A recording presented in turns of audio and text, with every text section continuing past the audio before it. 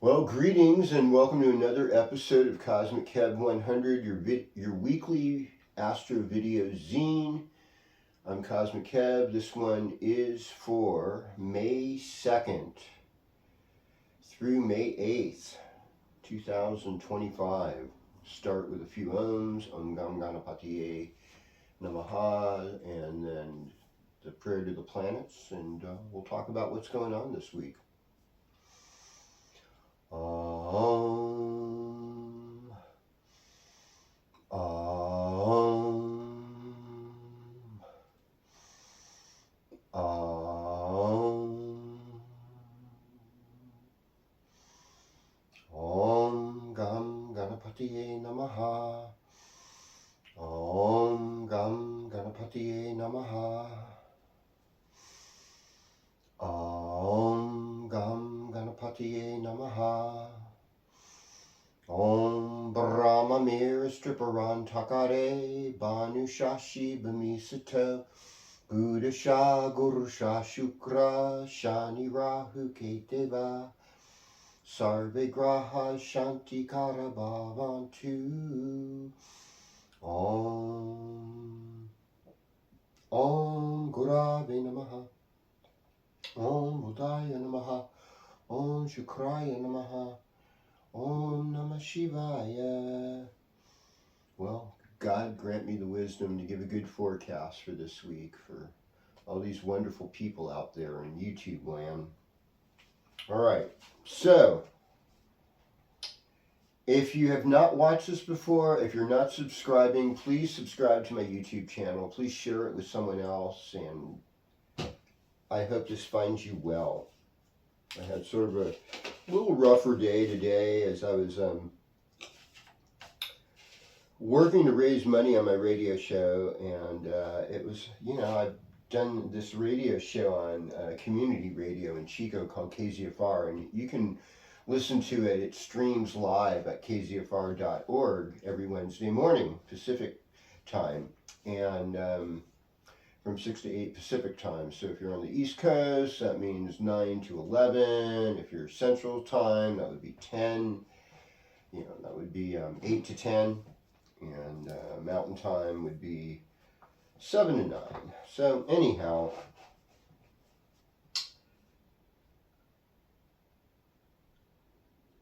sometimes efforts don't always produce what we'd like them to produce. Well, in Western astrology, we're talking about May 2nd now. This is a Friday, and the moon will be in a lunar mansion known as Punavarsu. Now, in the Vedic sidereal sense, this is mostly Gemini. It's 3/4 Gemini, 1/4 Cancer. In Western astrology, of course, the moon will be in Cancer, but Punavarsu is ruled by a ruling deity known as Aditi. She's considered to be the goddess of infinity. And it's a Jupiter-ruled nakshatra. All the Jupiter-ruled nakshatras are 3/4 air, 1/4 water. So that includes Vishaka, that includes Purva Bhadrapada. Now what we have here is a quiver that we keep arrows in. Another symbol is the bow itself that we use to aim our arrows. And it's also a nakshatra about repetitive activities we do, like taking summer vacation, for instance. Many people, myself included, I'll leave my home and go somewhere for a couple of weeks to, high mountains or coastal areas that are cooler, just to enjoy my summer and the long days. And so that's part of it, because like the quiver for the arrow isn't a boat, it's a place where people live. The act of the bow is taking aim, and there's tension. Any Jupiter-ruled nakshatra is about growth and expansion. And, whenever there's growth, there's going to be some growing pains, folks. That's the truth. So here we are, and we are in a waxing moon period. The moon's been gaining energy since last Sunday when we had that new moon in Bharani. And so we went Bharani to Kritika to Rohini and Mrigashira, and then there's Ardhara, and then we go to Punavasu. So we're taking aim at things, and it will be in the Gemini part for most of that day. In Western astrology, moon's in Cancer, and it's a waxing moon. This is a great moon for planting anything. So things are very fertile. We're going to see a lot of growth at this time. If you had planted too soon and a frost came or hail and it ruined your crops, you could start again and maybe protect them a little better. And you should have really good growth, especially this Friday if you're planting flowers, anything beautiful on a Venus day. Any above ground crop should do really well. Okay. So, with that said, we're just going to go sign by sign for this week. Of course, in Vedic astrology, the sun will still be in Aries all week, means it's an exalted sun. And we will have, the moon going through all kinds of places. All right, so, there's a little bit of what we call Kalsarpa yoga. It's when all the planets are on one side, and this has been going on a lot for the last 6 years, and it's hard, because this is like a time where we see people polarized and blaming, and it's all this and that, and it's all misinformation, and the right information, and the other people know the wrong information, and maybe they all just know partial information, and it gets slanted in a way that the oligarchs are able to use and keep people manipulated and confused and divided. That's possible too. So Aries, greetings Aries, welcome to your horoscope. Aries is straight up, very honest, very forward. Venus is in your first house. More love, more beauty, more creativity is there. It's with Neptune right now. In fact, they're conjoining each other. And so a spiritual vision, a spiritual version of yourself. What is agape love? It's giving. Giving is an investment. There's a thing of like, give to the poor, lay up treasures in heaven where moth and dust cannot corrupt. Now, I get it. It's not a 401k dividend necessarily. But any good work you do sends ripples throughout the world and makes it a better place. That much I know. And I've never given without usually something coming in later, like a surprise, because currency, it's like a current and it flows. So giving is good, and this deals with money. It's Taurus time, second house for you. So, in this is the Western astrology forecast for Aries. So, family, your voice, your throat, anything that you value, it becomes more important this week. Greetings Taurus, welcome to your horoscope. Now, happy birthday. If you're a Taurus, I want to wish a birthday shout out to Steve O'Brien, who's having a birthday this week. Mark Whipple having a birthday this week. Many people having birthdays this week. My youngest nephew, Sean Durkin, turning 25 this week. So it's a lot of doings, a lot going on. And really for Taurus, this is a lot about self-development. This side of the chart, it's considered the east side, it's all about self-development. So all these grahas, grabbers, planets are reminding you that this is all about self-development, whatever you're going through. So you don't have to trip, you don't have to worry. Everything's going to be fine. And with Jupiter in the second house, there is some wealth coming. There is some value coming your way. There is some money. There is some income. And by the time you get to Monday, the moon's going to be in your fifth house. You're going to be feeling more creative. You're going to be able to do more, see more, be more of what you want to be at the beginning of the week. Greetings, Gemini, and welcome to your horoscope. Well, this is a good weekend because, we're in a place now where you could use this weekend to make your own financial moves forward, especially Friday. It's always good to save money on Friday is what I've heard. I heard Venus loves it when you save money. But Jupiter in the first house, you've got a lot more wisdom, you've got more of a spiritual inclination than you used to have, and so you're going forward. And I see so many of my Gemini friends moving forward. Mars is in your third house. That's a Karaka, an activator position for Mars. So getting healthy, relating to siblings, especially brothers, old friends, male friends from childhood. This could come into focus, or just have enough energy to do whatever creative projects you're working on. There's a lot of responsibility with Saturn in the 10th house, along with the North Node, but you could get some innovative ideas and really help your career move forward. Okay, greetings Cancer, welcome to your horoscope. Hey, we're starting out the weekend with the moon in Cancer. So that is super positive. And the moon will go into Leo early Saturday morning. But, you know, for today, you know, for Friday, it's going to be in Cancer. It's going to be fertile. The weekend looks good for making money, for projects, for being with family reunions. You're taking it forward. And, you know, we can see the planets are now moving more into, like up here in the midheaven, career place and social life. And so there's a lot of things. And even with Jupiter in the 12th house, you're getting a lot of spiritual insight. So a lot of Cancer rising, Cancer moon people will offer some really good spiritual insights. Greetings, Leo. Welcome to your horoscope.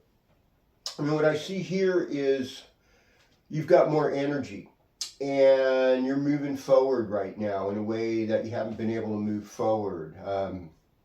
Taurus times in midheaven, that's your workplace. And you know, with Sun moving closer to Uranus, you're getting more inspiration. So over these next couple of weeks, you should start to feel really inspired and start to manifest some better things. Jupiter in the 11th house, you're meeting good friends, you're meeting people that might have a little more money, a little more authority than you, that want to benefit you, want to help you, want to get you ahead. I would say pay attention to your dreams this weekend, and know that this weekend the moon's going to be in Leo, so it's like a real popular, you know, you're kind of like the flavor of the weekend, and your works are seen in public because of Taurus placement being in the midheaven. So there's a lot of power, a lot of hopefulness, a lot of charge for Leo this weekend. Greetings, Virgo, and welcome to your horoscope. So the moon's not going to really move into Virgo until Monday afternoon. And it's really going to help with a lot of practical things. Some new strategies are forming, and, you know, even though there's sometimes people get caught up in doom and gloom, some people are going to do really well from this. A lot of people know how to see crisis, like the old Chinese thing, as opportunity. They kind of look the same way. So many positive opportunities are coming up right now. I mean, for Virgo, everything's kind of like more in the relationship houses. So a lot of things involving your loved ones. You know, it's hard to believe this, but actually, you know, sometimes Taurus time is a good luck time for Virgo. And it's a time to take risks. And it's a time to maybe push your limits just a little bit, to see what you can do, to see what you can gain, to see what's going to bring more prosperity. I mean, there's things that are out of your control with Mercury and Venus now in the 8th house.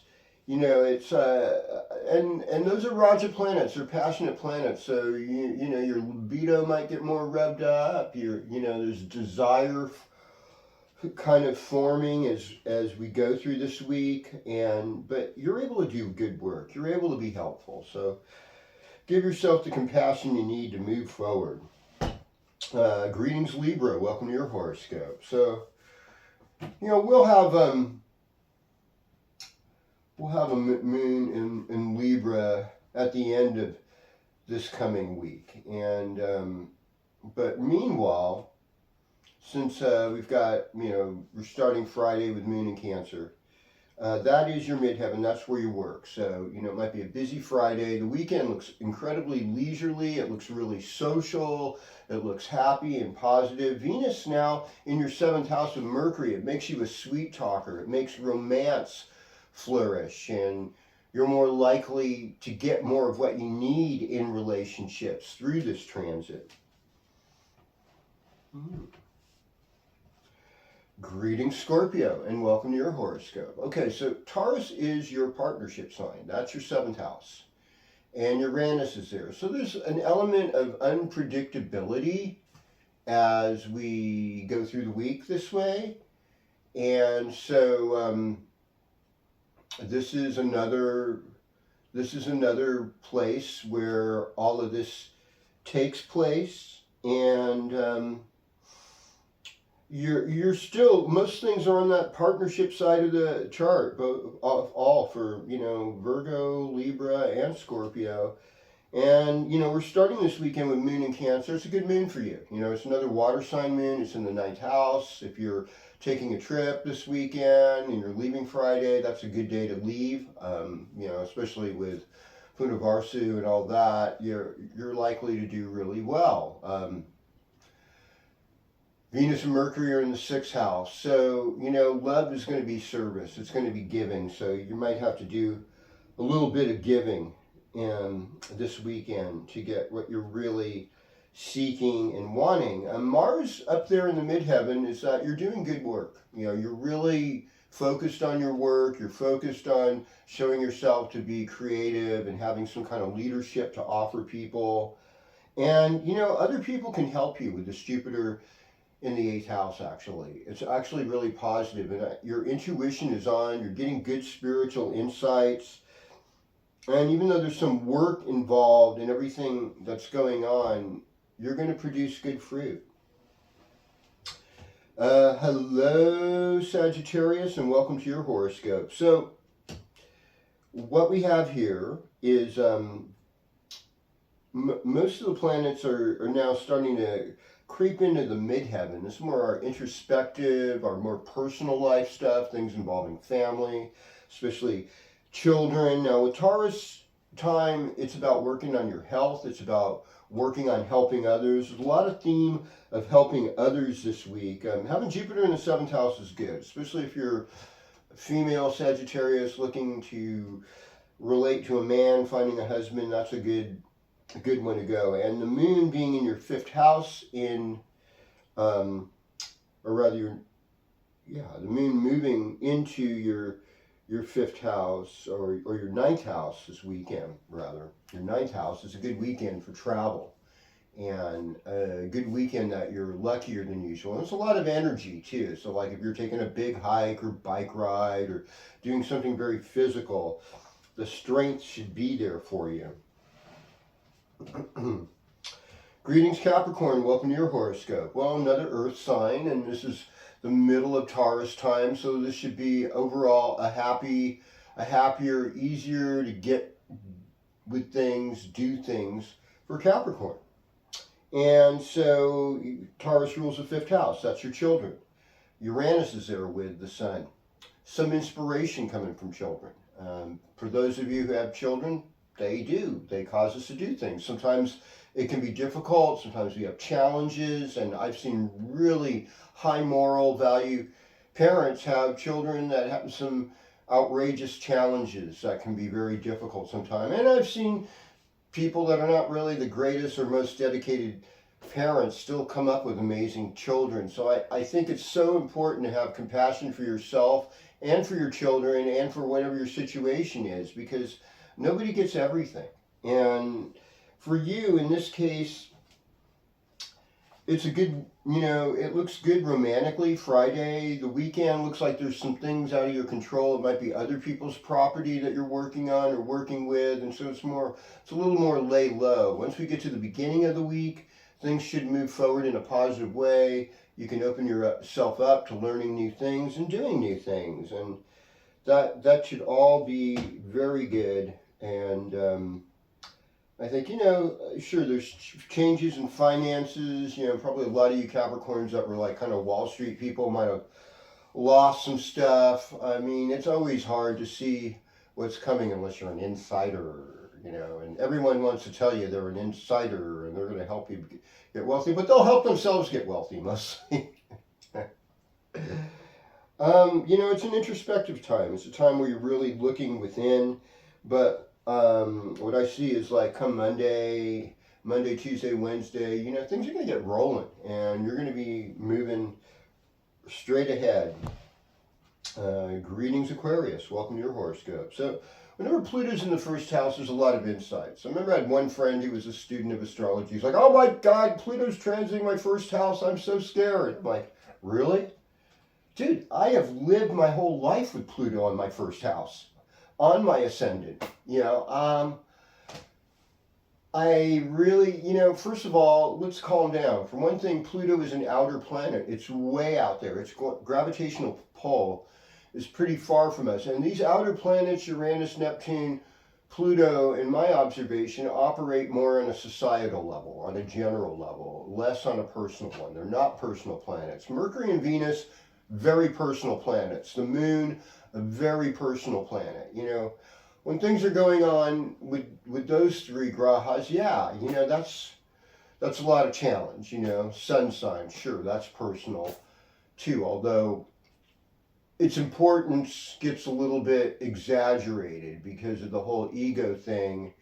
And, you know, it's seasonably reliable, so we always know where the sun's at. You know, sun never goes retrograde. You know, sun teaches us to be in our heart, teaches us to be in our soul. So right now, your soul, your heart is in home. It's with your ancestors, parents. It's with just kind of finding that inner life peace and spreading that to others. That would be the good thing. There's money to be made, though. I mean, you're pretty innovative and really clever. And with this Saturn and Rahu or North Node in the second house, that's going to help you manifest more. Greetings, Pisces. Welcome to your horoscope. You know, a lot of it's the introspective side of you, and a lot of it's the personal side. You know, what's really all about you? How are you creating the new you? And the new you, since it involves Saturn, is also involving the old you. And Saturn's, I think at the end of the month, is going to have its first little quick trip to Aries. And so there'll be a little bit of pressure off of you. You know, Saturn can be heavy and it can really pressure us and it can sometimes depress us, but it also can help clarify our goals. Saturn loves it when you think about poor people, old people, people with disabilities, especially walking disabilities. If you help these people, you'll ultimately get some help for yourself. And in my own observation and analysis, and Mars now in the sixth house too is helping you get a little more physical energy, helping you revive yourself and get ready for summer. Taurus time, third house, siblings, writing, having some courage, taking some risks, getting to know your neighbors, and working on having better relationship with neighbors and siblings. And that's the challenge right there. And eventually, you know, we're starting out with this Friday, moon in the fifth house. There's some joy there. And then maybe doing some volunteer work this weekend with Mars transiting your sixth house could go a long way. Once again, thank you for being here. Always thanks to Shant, John and Colleen, Wordsley, all you folks that really comment late, frequently and later. I love you all, and I'm just asking, you know, Great Spirit, bring blessings to these people, remove obstacles for them, let them know the most useful, blessed quality of themselves to share with others. Om Shanti Shanti Shanti Tat Sat. Amen.